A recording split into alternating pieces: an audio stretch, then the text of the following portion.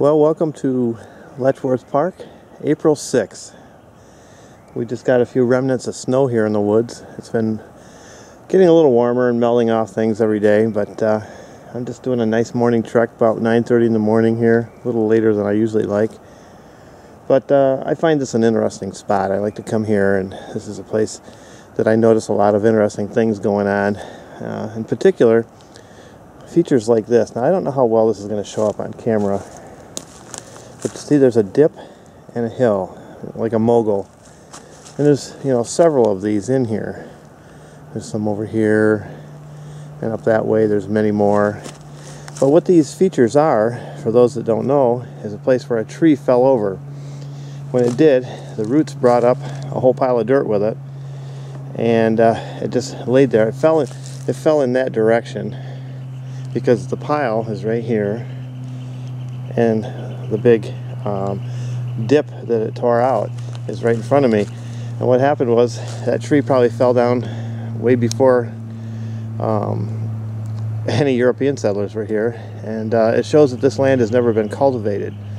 This is a virgin woods, only been cut down one time that I know of, and that's when they built the wooden train bridge not far from here. They cut all these trees down.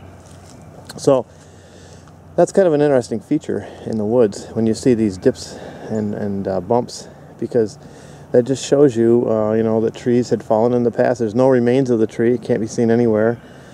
So it happened a really long time ago. Another really cool place here, I got my hiking stick right here, is, I showed this before, but this is a big grapevine right here. Now, I'm not sure if you've ever seen grapevine before, but this is my hand, and this is a grapevine. Now, usually you find them skinny little grapevines, and you can weave them into wreaths and baskets and stuff. But this one's probably at least 6 to 8 inches through. It's an old grapevine, and it goes way up here, and it stretches out. And I think the last time I counted, it touches or is attached to at least a dozen trees. There's a branch of it coming over here, going way up in there. You just wonder how it gets up there. But it does, it reaches out. Now, when Hurricane Sandy came through here, she did some damage because the wind came from a different direction.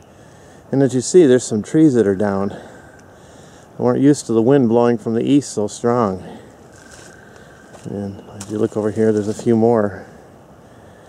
So this woods up until that time was pretty easy to walk through, but now there's a few downed trees. As in any woods, you're going to find life and death. Well, here's a sign of life right here. Looks like the deer have been here over the winter. Fresh deer poop. But then you've got old monarchs like this guy here, this old hemlock. And it's seen better days because it's broke off, and now it's going to fall down one of these days and be replaced by a bunch of other trees. Right next to it is a smaller hemlock, probably waiting to get up there, take up the space where the canopy was filled with this one here.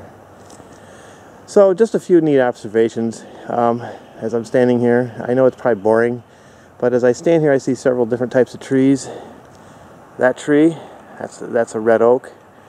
Right here, so you could back off a little bit, is a black cherry, white ash. Now these white ashes are in danger from another foreign problem. It's the emerald ash borer. They attack these trees and they girdle them inside the bark and cut off the flow of nutrients so that they can't feed their leaves, and eventually they die within a short period of time.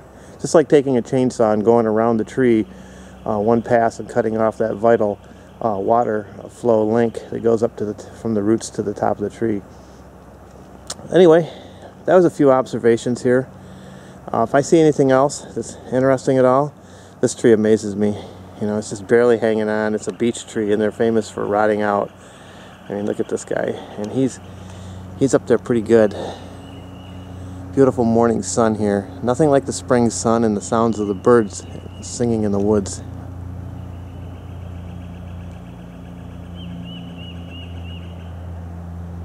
Well, thanks for joining me. If if I see anything else, I'll turn this on. I'm not alone in here, as you can see. She's watching me, and I'm sure she was well aware that I was here before I knew she was.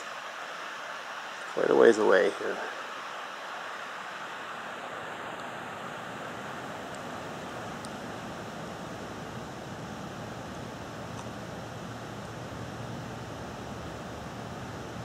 Yeah, I'm pretty sure she thinks that I don't even know she's there.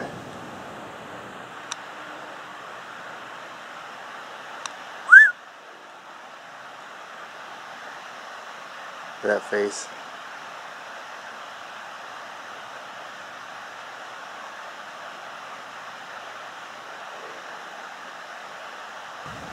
Here's another small treasure on the forest floor. Looks like a turkey was in here, and he left a feather behind for me. I think what I'll do is I'll put it up on a tree and use it as a marker so I can come back this way again. So there's another thing you might find when you're strolling in the woods. Lots of treasures here. I'm going to try to show more if I see any. The word treasure means many things to many different people. Some may be riches, some may be memories. But the kind of treasure I've been enjoying is the treasure that's found on the forest floor today. Here's something of interest. This is a vertebrae, probably from a deer. And if you look closely, you can see that it has been chewed on, so what was part of an animal's life has helped sustain life for another animal by chewing on this and getting the calcium they need. So I'll leave that here. That treasure remains here because this is where it really truly belongs, and to help the forest creatures to get by. So let's see if we can find more. Here's another treasure. You may think it's just a rock, but it does have a story to tell. Living here in the Northeast, the stones that we have, as a general rule, didn't originate here. This stone is probably from Canada. At one time, this was in a stream or a river.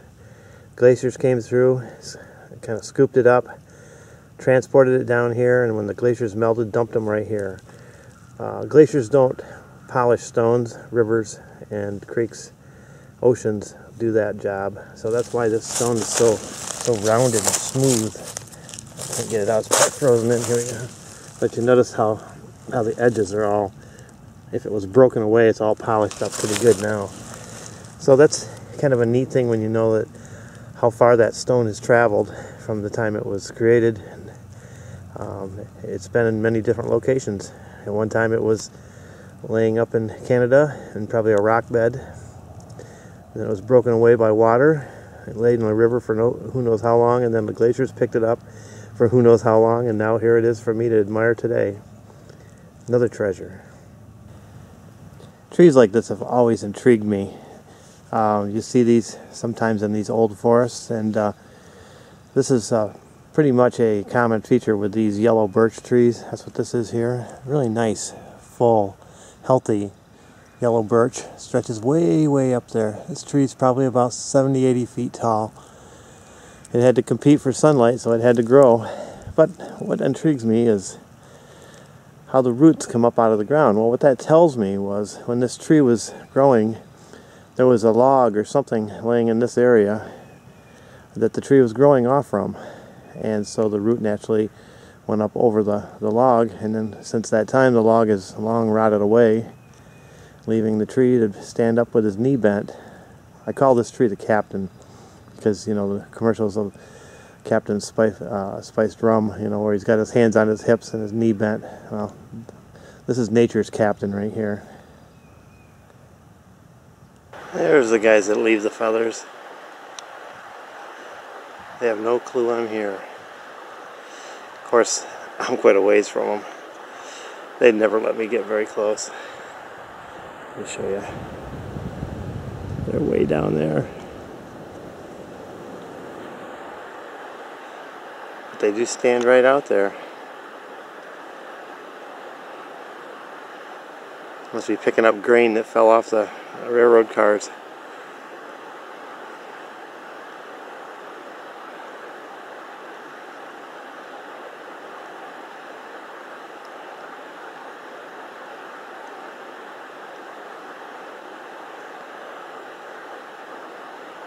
Nice beard on that guy.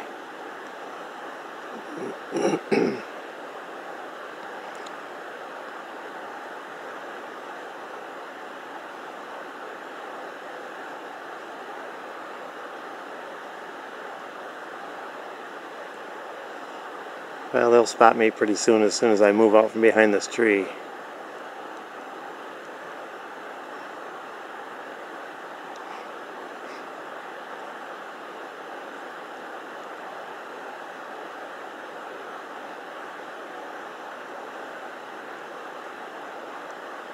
Very cool.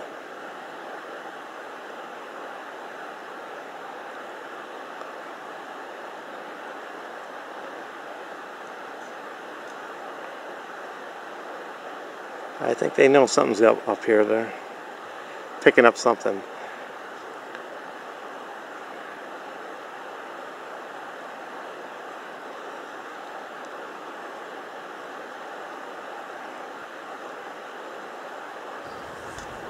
Here's something that's a tasty treat if you can get it. Honeybees have been in this tree. Something pulled it out of there. Might have been a bear around here. You can see there's all kinds of pieces of honeycomb here.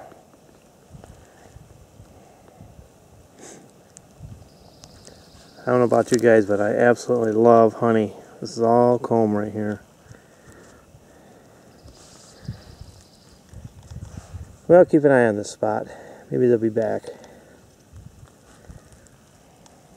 I want to thank everybody that stuck with me through this whole video. I know this is not everybody's cup of tea. I love hiking in the forest, and this is just one more part of my life. I do a lot of flint knapping and bottle hunting and everything else, but when it comes down to it, this is really where I want to be. And as you can see, I'm still waiting for spring to really fully get here. We got some snow and ice, but again, thanks for hanging with me. This has been a long video, but these are the things that fascinate me, and this is my form of treasure. So thanks for watching.